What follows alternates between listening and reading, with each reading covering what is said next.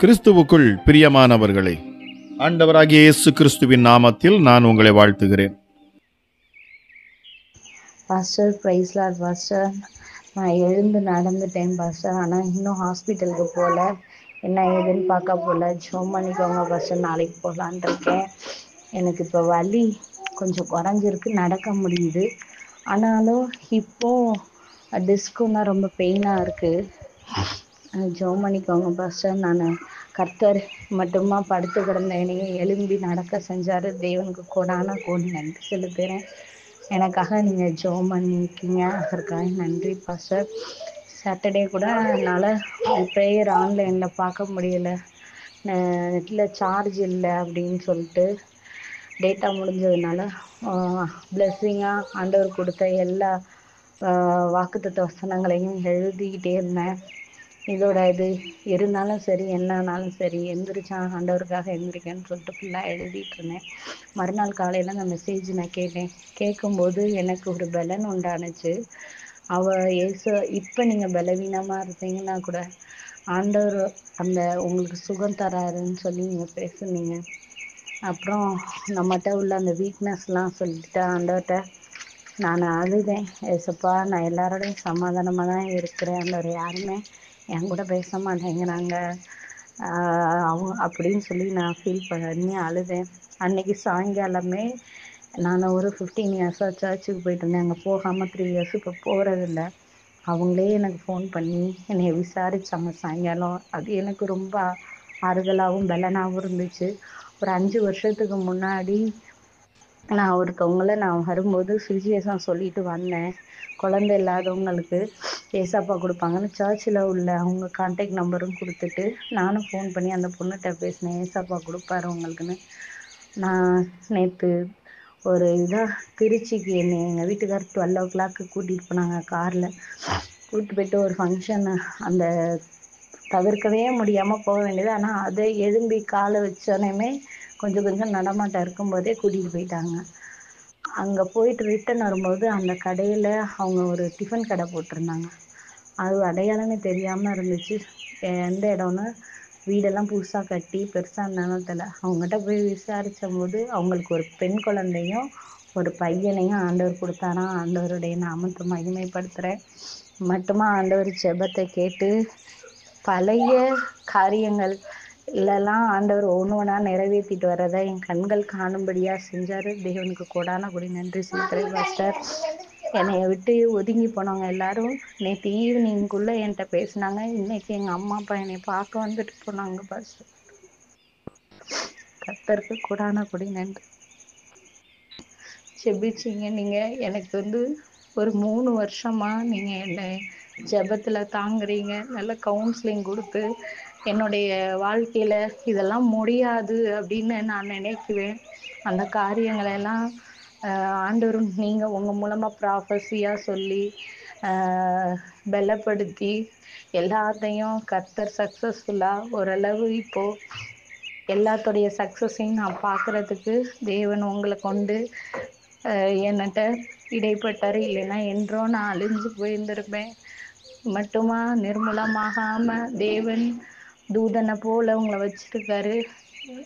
உங்களுடைய ஊழியங்களும் உங்களுடைய குடும்பங்களும் இயேசுவின் நாமத்தினால நான் ஆசீர்வதிக்கிறேன். பெருக பண்ண தேவன் 1000 மடங்கு பெருக பண்ணுவார்னு ஆசீர்வதிக்கிறேன். கோடான கோடி நன்றி ஆண்டவருக்கும் உங்களுக்கும். ரொம்ப thanks pastor. Thank you. Thanks a lot. பரிசுத்த ஆவியானவர் இந்த காலை வேளையிலும் நமக்கு தந்த வேத வார்த்தையானது பிரசங்கி 3ஆம் அதிகாரம் 18ஆம் வசனம். மனுபுத்திரர் தாங்கள் மிருகங்களைப் போல் இருக்கிறார்கள் என்பதை அவர்கள் காணும்படிக்கு தேவன் அவர்களை சோதிக்கிறார் என்று நான் மனுஷனுடைய நிலைமையை குறித்து என் உள்ளத்தில் எண்ணினேன். கிறிஸ்துவுக்குள் பிரியமானவர்களே, மனிதன் தங்கள் வாழ்க்கையில் துன்பங்கள், சோதனைகள் இவைகளை சந்திக்கும் பொழுது தாங்கள் மிருகங்களைப் போலவே இருக்கிறார்கள் என்பதை உணர்ந்து கொள்ளுகிறார்கள். தேவனுடைய பார்வையில் தேவ சாயலை இழந்த மனிதர் மிருகங்களைப் போலவே காட்சியளிக்கின்றனர். முதல் மனிதன் ஆதாம் உயிருள்ளவனாக தேவனுடைய சாயலில் படைக்கப்பட்டான். அவன் ஆவியினால் நடத்தப்படுகிற மனிதனாக இருந்தான். ஏனெனில் தேவன் அவனுக்கு சத்திய வசனத்தை போதித்திருந்தான். பிரியமானவர்களே, இருந்த போதிலும் அவன் தேவ வார்த்தையை மீறி நன்மை தீமை அறியக்கூடிய விருட்சத்தின் கனியை புசித்த பிறகு அவனுடைய ஆவி அவனில் மரித்து தேவனோடு உறவாட முடியாமல் போய்விட்டான். எதிரியான சாத்தான் தன்னை பின்பற்றும்படி ஆதாமை வஞ்சித்தான். ஆகையால் ஆதாமின் சுத்த இருதயம், உண்மையுள்ள இருதயம், அப்படியே அது மாறி அசுத்தமான இருதயமாகவும் உண்மையற்ற இருதயமாகவும் ஆயிற்று. பிரியமானவர்களே, காயின், ஆபேல் இவர்களை நாம் பார்க்கிற பொழுது அவனுக்குள் பொறாமை வருகிறது. காயினுக்குள் பொறாமையும் எரிச்சலும் கோபமும் வந்தபடியினாலே அவன் மிருகமாக அவன் மாறி தன் சகோதரனை அவன் கொலை செய்கிறான். பிரியமானவர்களே, உங்களுடைய அனுதின வாழ்க்கையில் இப்படிப்பட்ட அநேக விஷயங்களை குறித்து நீங்கள் கேள்விப்பட்டிருக்கலாம். இவன் மிருகத்தை காட்டிலும் சிறந்தவன் அல்ல, மேலும் நீங்கள் மிருகத்தை போன்ற மக்களாக மனிதர் காட்டப்பட்டிருப்பதை நாம் அநேக முறை தொலைக்காட்சி மூலம் பார்த்திருக்கலாம். அவர்கள் தங்கள் சொந்த லாபத்திற்காக தங்கள் அயல் வீட்டாரையும் நண்பர்களையும் ஏமாற்றுகிறார்கள். பெற்றோரும் பிள்ளைகளும் ஒருவரை ஒருவர் வெறுக்கின்றார்கள். சில வேளைகளில் கொலை செய்யவும் துணிகின்றார்கள்.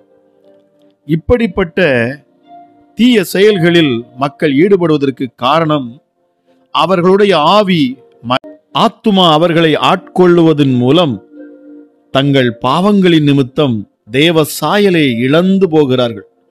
ஆத்துமா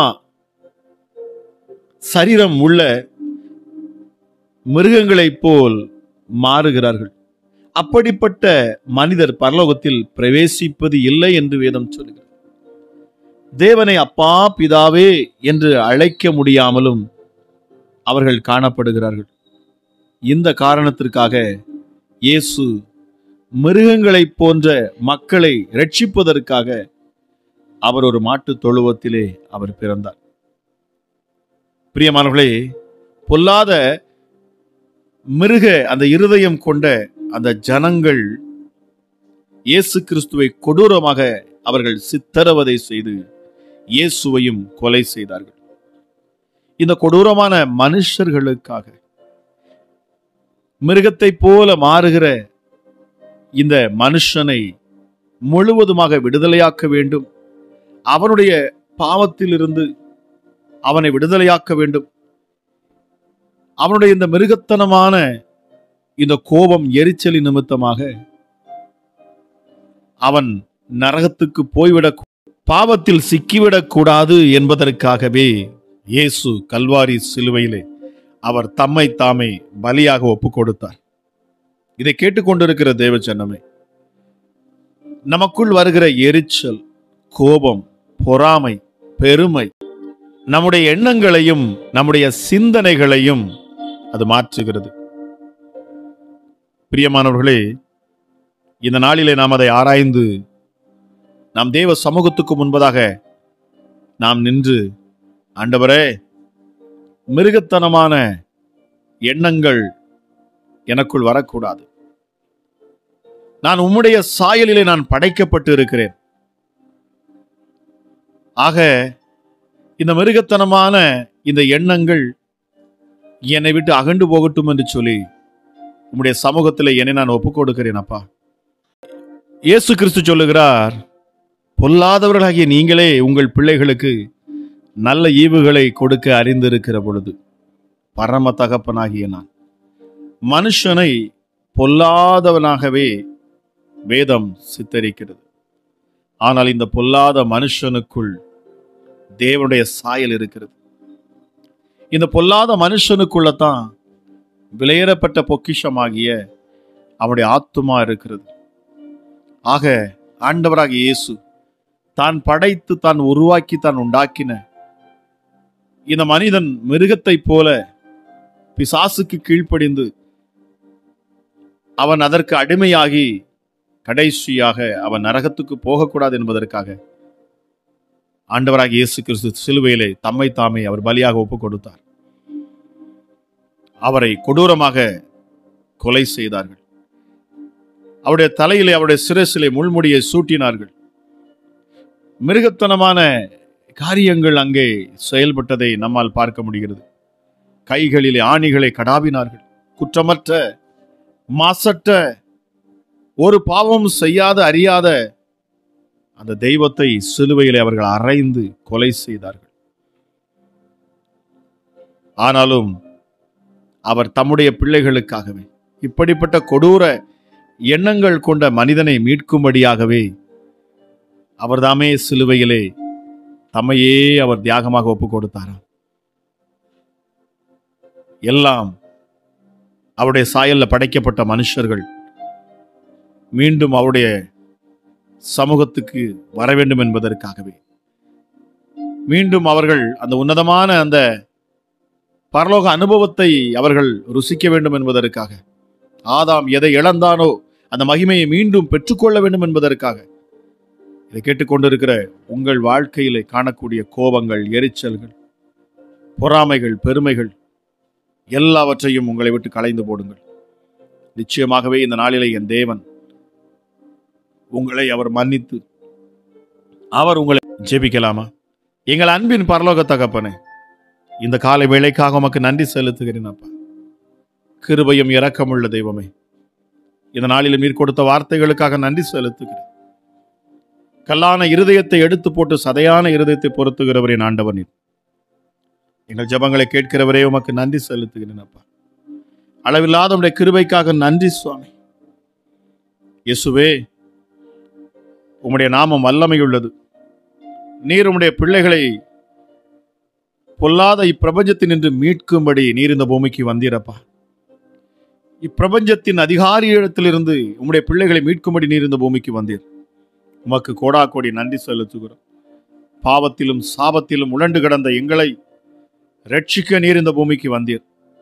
சிலுவையிலே நீர் எங்களுக்காக யாவற்றையும் நீர் ஏற்றுக்கொண்டீரப்பா. எங்கள் மேல் வரவேண்டிய ஆக்கினையை நீர் ஏற்றுக்கொண்டீர். எங்கள் தண்டனைகளை, எங்கள் பாவத்துக்கேற்ற அக்கிரமங்களை, இயேசுவே எங்களுக்கு வரவேண்டிய அத்தனை சுமைகளையும் நீர் ஏற்றுக்கொண்டீர்.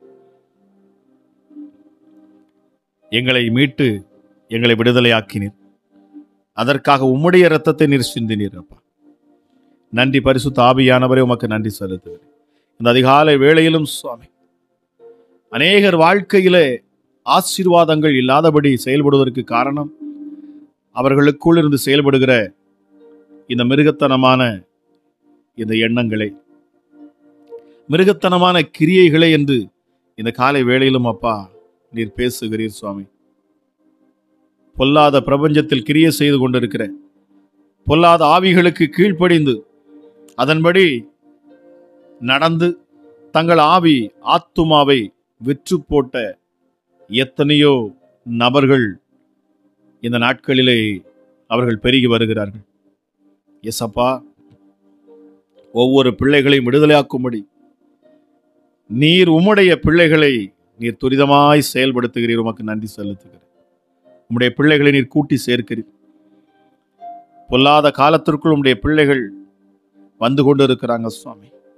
இந்த நாட்களிலே தேவ ஆவியானவர் வல்லமையாய் நீர் ஒவ்வொருவரை நிரப்பணும். இந்த அதிகாலை வேளையிலும் என்னோடு சேர்ந்து இணைந்து ஜெபித்து கொண்டு இருக்கிற ஒவ்வொரு மேலும் உடைய கிருபை அதிகமாக ஊற்றப்படட்டும்.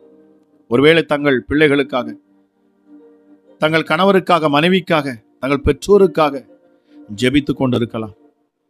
யாருக்காக ஜெபித்தாலும் என் ஆண்டவர் நீர் ஜெபத்தை கேட்டு அதற்கேற்ற பதிலை நீர் கொடுக்கணும் சுவாமி. கல்லான இருதயங்களை எடுத்து போடுவீராக. மிருகத்தனமான எண்ணங்களை ஆண்டவர் நீர் மாற்றணும் அப்பா. குடிக்கும் மதுபானத்துக்கும் வேசித்தனத்துக்கும் அப்பா அடிமையாகி கொலைவெறி கொண்டவர்களாய், ஹல்லேலூயா, மனிதன் மிருகமாக அவன் மாறிக்கொண்டிருக்கிறதை இந்த நாட்களில் அதிகமாக காண முடிகிறது சுவாமி. கொடூரமான இருதயத்தை என் ஆண்டவர் நீர் மாற்றணும் அப்பா. பொல்லாத மனுஷர்களை என் ஆண்டவர் நீர் சந்திக்கணும். பாவத்தை இந்த பூமியில விதைத்து வருகிற, பாவ கிரியைகளை ஒவ்வொரு இருதயத்திலும் போடுகிற பிசாசின் கிரியைகள் முறியடிக்கப்படணும் அப்பா. உன்னதமான தெய்வமே, இந்த அதிகாலை வேளையிலும் அப்பா என்னோடு இணைந்து ஜெபித்துக் கொண்டு இருக்கிறேன். கண்ணீரோடு நிற்கிற தன் பிள்ளைக்காக, தன் கணவருக்காக, தன் மனைவிக்காக அங்கலாய்த்து நிற்கிற ஒவ்வொருவரும் என் ஆண்டவர் கண்ணோக்கி பார்க்கணும். ஒரு அற்புத விடுதலை இந்த நாளில உண்டாகட்டும் சுவாமி. கேட்ட வார்த்தையை உம்முடைய பிள்ளைகளுடைய இருதயத்தில் நீர் பதிய பண்ணுவீராக. தங்களுக்குள் காணக்கூடிய அந்த மிருகத்தனமான அந்த எண்ணங்கள், கோபங்கள் எல்லாம் தனியே கடவுது அப்பா. பக்தன் சொல்லுகிறது போல எதை செய்தாலும் நீங்கள் அதை அன்பினாலே செய்யுங்கள். உன்னதமான அன்பை நீர் சிலுவையிலே எங்களுக்கு நீர் காண்பித்தீர் சுவாமி. எப்படிப்பட்ட மனுஷரையும் மன்னித்து ஏற்றுக்கொள்ளும் தன்மையை நீர் எங்களுக்கு கற்றுக் கொடுத்து இருக்கிறீர். உனக்கு விரோதமாக பொல்லாப்பு செய்கிற எந்த மனுஷனும் நீர் மன்னித்து அவனை ஏற்றுக்கொள். 7 முறையல்ல 70 முறை என்றாலும் நீ மன்னி, அவனை மன்னித்து ஏற்றுக்கொள், அவன் பாவங்களை மன்னி என்று நீங்க சொல்லியிருக்கீங்க. அமராஜா ஏசப்பா, இந்த காலை வேளையிலும் சுவாமி உம்முடைய மகிமையுள்ள கரம் ஒவ்வொருவருடைய இருதயத்தையும் தொடட்டும். இருதயம் சுத்தமாக்கப்படட்டும். உம்முடைய இரத்தம் ஒவ்வொரு பிள்ளையுடைய இருதயத்தையும் சிந்தனைகளும் செயலையும் களவட்டும் அப்பா. வைராக்கியத்தோடு கூட இருக்கிற ஒவ்வொரு பிள்ளைகளும் அந்த வைராக்கியத்தை விடட்டும். அமராஜா, வைராக்கியத்தோடு கூட இருந்து நான் என் சகோதரனோடு கூட நான் பேச மாட்டேன். என் சகோதரனை நான் கொலை செய்யும் அளவு நான் ஓய்ந்திருக்க மாட்டேன். அவன் குடும்பத்தை அழிக்கும் வரைக்கும் நான் ஓய்ந்திருக்க மாட்டேன். அவன் எனக்கு தீங்கு செய்தபடினாலே நானும் தீமை செய்வேன் என்று எஸ்அப்பா பொறாமை கொண்டவர்களாய், எரிச்சல் கொண்டவர்களாய் இருக்கிற ஒவ்வொரு பிள்ளையுடைய இருதயத்தை ஆண்டவரை மாற்றணும். என்ன வந்தாலும் நான் அவர்கள் முகத்திலே நான் முழிக்க மாட்டேன். அவங்க பக்கமே நான் போக மாட்டேன். அவர்கள் அழிந்து போகணும், அவர்கள் ஒன்றுமில்லாமல் போகணும் என்று வைராக்கியமும் கோபமும் எரிச்சலும் கொண்ட அந்த மிருகத்தனமான எண்ணங்கள் மாறட்டும். ஹல்லேலூயா. மனுஷன் மீண்டும் தன்னுடைய சாயலை பெற்றுக்கொள்ளட்டும் அப்பா. இயேசுவே, உம்மை போல மாறுவதற்கு உம்முடைய பிள்ளைகளுக்கு நீர் கிருபை பாராட்டும். மறுபடியும் உங்க சாயல் உம்முடைய பிள்ளைகளுக்குள்ள உண்டாகட்டும். மேலும் மண்ணானவனுடைய சாயலை நீங்கள் அணிந்து கொண்டது போல அந்த விண்ணானவருடைய சாயலையும் அணிந்து கொள்ளுங்கள் என்று சொல்லப்பட்டிருக்கிறது. நாளுக்கு நாள் நாங்கள் மறுரூபமாக்கப்படட்டும் அப்பா. நாளுக்கு நாள் நாங்கள் உங்க சாயலிலே தானே நாங்கள் மறுரூபமாகட்டும் சுவாமி. ஹல்லேலூயா. பழைய மனுஷன் ஒளிந்து போவானாக. புதிய மனிதனாய், புதிய சிருஷ்டியாய், அந்த உன்னதமான தேவனுக்கு சாயலுக்கொப்பாக இந்த நாட்களிலே நாங்கள் மறுரூபம் அடைய என் தேவ ஆவியானவர் நீர் கிரியை செய்வீராக சுவாமி. உடைந்த உள்ளங்களை தேற்றுவீராக. பலவீனர்களை மாற்றி தருவீராக ராஜா. பலவீனத்தில் உம்முடைய பலத்தால் நீர் இடை கட்டுவீராக. கட்டுகள் அறுக்கப்பட்டு போகட்டும். பிசாசின் கிரியைகள், தந்திரங்கள் இனி பிள்ளைகளின் வாழ்க்கையில செயல்படாதே போகட்டும் அப்பா. ஹல்லேலூயா. அருவருப்பான எண்ணங்கள், பொல்லாத கிரியைகள் சிந்தையை விட்டு விலகி போகட்டும். கல்லான இருதயம் மாறி போகட்டும் அப்பா. சதையான இருதயமாக என் ஆண்டவர் நீர் மாற்றி தரணும் சுவாமி. வைராக்கியத்தின் ஆவிகள், இருமாப்பின் ஆவிகள், அகந்தையின் ஆவிகள் எல்லாம் இயேசுவின் நாமத்தில் வெளியேறணும். வார்த்தையை கேட்டுக்கொண்டிருக்கிற இந்த நேரத்தில் தானே, இந்த அதிகாலை வேளையில தானே அப்பா உம்முடைய பிள்ளைகள் உங்க சாயலிலே மாறட்டும் அப்பா. ஹல்லேலூயா. எவரையும் நேசிக்கும் தன்மை, எவருக்கும் விட்டு கொடுக்கும் தன்மை, அமராஜா மனதில் இருக்கிற வைராக்கியங்கள், குடும்பத்தில் காணக்கூடிய ஹல்லேலூயா சண்டைகள் எல்லாம் குழப்பங்களும், குழப்பத்தின் ஆவிகளும் இயேசுவின் நாமத்தில் வெளியேறட்டும். பிள்ளைகளை விட்டு, குடும்பங்களை விட்டு வெளியேறட்டும். எண்ணங்களை விட்டு, சிந்தையை விட்டு முழுவதுமாக இயேசுவின் நாமத்தில் விலகி போக கடவுது என்று இந்த அதிகாலை வேளையில நான் ஜெபிக்கிறேன். வார்த்தை கேட்டுக்கொண்டு இருக்கிற ஒவ்வொருவருக்குள்ளும் பரிசுத்த ஆவியானவர் நீர் வல்லமையாய் செயல்படுவீராக ராஜா. ஹல்லேலூயா. எசப்பா, இந்த அதிகாலை வேளையும் சுகமளிக்கிற வல்லமை வெளிப்படட்டும். பலவீனத்துல, சுகவீனத்துல இந்த வார்த்தையை கேட்டுக்கொண்டிருப்பார் என்று சொன்னால் மெய்யாகவே இந்த வார்த்தையின்படி என் இருதயத்தில் இருக்கிற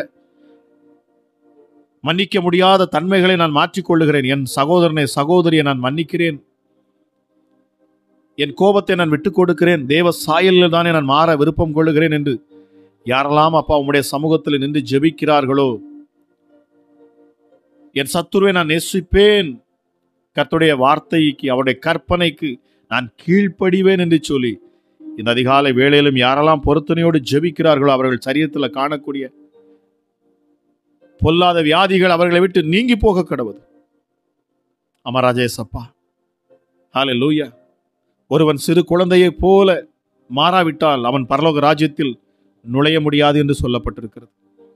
அப்பா, இதை கேட்டுக்கொண்டிருக்கிறோட இருதயங்கள் மாறட்டும் சுவாமி. பொறாமையும் எரிச்சலும் கோபம் வைராக்கியம் விலகி போகட்டும். எப்படி அன்று காயின்குள்ள தன் சகோதரனை குறித்ததான எரிச்சலும் கோபமும் அவன் மேல் வந்தது, தேவன் அவனை எச்சரித்தார், உன் முகநாடி வேர்க்கிறது என்ன? நீ நன்மை செய்தால் அது உனக்கு நலமல்லவோ, நீ தீமை செய்தால் பாவம் உன் வாசல் படியில் வந்து கிடக்கும் என்று இயேசு சொன்னாரே. அதை கேட்காதபடி தன் செவிகளை அடைத்து கொண்டவனாய் அவனுக்குள் கோபத்துக்கும் எரிச்சலுக்கும் பொறாமைக்கும் அவன் இடம் கொடுத்து தன் சகோதரனை அவன் கொலை செய்தான். ஏசப்பா, நீர் அன்பு செலுத்துகிறவராய் புதிய ஆதாமாய் நீர் வந்தீரப்பா. எங்களை நேசிக்கிறவராய் வந்தீர். அளவில்லாத உடைய அன்பையே எங்களுக்கு நீர் காண்பித்தீர். உமையே தியாக பலியாக கொடுத்து நான் எவ்வளவாய் உங்களை நேசிக்கிறேன் என்று சொன்னீரே. உன்னதமான தெய்வமே, எங்கள் அப்பா பிதாவே தன் மடியில் இருந்த உங்கள் சொந்த குமாரனையே நீர் எங்களுக்காக தந்தீர். அதற்காக கோடா கோடி நன்றி செலுத்துகிறேன். இந்த அதிகாலை வேளையிலும் ஜெபத்தை கேட்டுக்கொண்டிருக்கிற ஒவ்வொரு பிள்ளைகள் மேல் காணக்கூடிய எப்படிப்பட்ட பிசாசின் கிரியைகளும், ஏவல் பிசாசுகள், பில்லி சூனி ஆவிகள், பொறாமையின் ஆவிகள், எரிச்சலின் ஆவிகள், கோபத்தின் ஆவிகள், விபச்சார ஆவிகள் எல்லாம் இயேசுவின் நாமத்தில் விலகி போகட்டும்.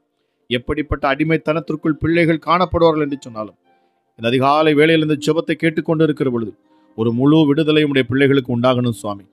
ஹல்லேலூயா. தாகம் உள்ளவன் மேல் தண்ணீரை ஊற்றுவேன் என்று சொன்னவர் இந்த காலை வேளையிலும் தாகத்தோடு ஜெபிக்கிற ஒவ்வொரு மேலும் பரிசுத்த ஆவியானுடைய அபிஷேகம் இறங்கட்டும். அமராஜா, ஒருவேளை இந்த வார்த்தையை கேட்டு இருதயத்தில் குத்தப்பட்டவர்களாய், ஐயோ நான் பாவம் செய்தேன், என் சகோதரியை, என் சகோதரனை, என் பெற்றோரை நான் வெறுத்தேன், இப்பொழுதும் நான் இயேசுவின் கற்பனைக்கு நான் கீழ்ப்படிந்து அவருடைய வார்த்தைக்கு கீழ்ப்படிவேன், நான் விசுவாசிக்கிறேன், இதன் நிமித்தமாக என் பாவ சாபங்கள் நீங்கி போகும், என் சரீரத்தில் காணக்கூடிய வியாதிகள் என்னை விட்டு விலகி போகும், என்னை பற்றி பிடித்திருக்கும் பிசாசுகள் என்னை விட்டு விலகி போகும். ஆக நான் என் சகோதரனை நான் நேசிப்பேன், அவரிடத்தில் நான் சமாதானம் பண்ணுவேன் என்கிற ஒரு அறிக்கையோடு கூட யாரெல்லாம் ஜெபிக்கிறார்களோ என் ஆண்டவராக இயேசு கிறிஸ்து இந்த அதிகாலை வேளையில நீர் அவர்களை மன்னித்து ஏற்றுக்கொண்டு அவர்கள் நோய்களை எல்லாம் நீர் சுகமாக்கி, அப்பா, குடும்பத்தில் சமாதானத்தையும் சந்தோஷத்தையும் நிறைவான ஆசீர்வாதத்தை நீர் கொடுப்பேன் என்று நீர் இந்த காலை வேளையிலும் என்னோடு கூட நீர் பேசின வார்த்தைகளுக்காக நன்றி. இந்த வார்த்தையை கேட்டுக்கொண்டிருக்கிற ஒவ்வொருவருக்கும் என் ஆண்டவர் நீர் விடுதலை கட்டவிழ்கிறீர், உமக்கு நன்றி செலுத்துகிறேன். அளவில்லாத கிருபையும் இரக்கமும் சமாதானமும் சந்தோஷம் நிறைவான ஆசீர்வாதமும் இதை கேட்டுக்கொண்டிருக்கிற ஒவ்வொரு மேலும் உண்டாகட்டும் என்று சொல்லி இந்த நாள் ஆசீர்வதிக்கப்பட்ட நாளாக நம்முடைய பிள்ளைகளுக்கு மாறட்டும், சமாதானம் உள்ள சந்தோஷமான நிறைவான நாளாக மாறட்டும் என்று சொல்லி ஒவ்வொருவரையும் கேட்கிற ஒவ்வொருவரையும் கூட நான் ஆசீர்வதித்து நான் ஜெபிக்கிறேன். ஜெபம் கே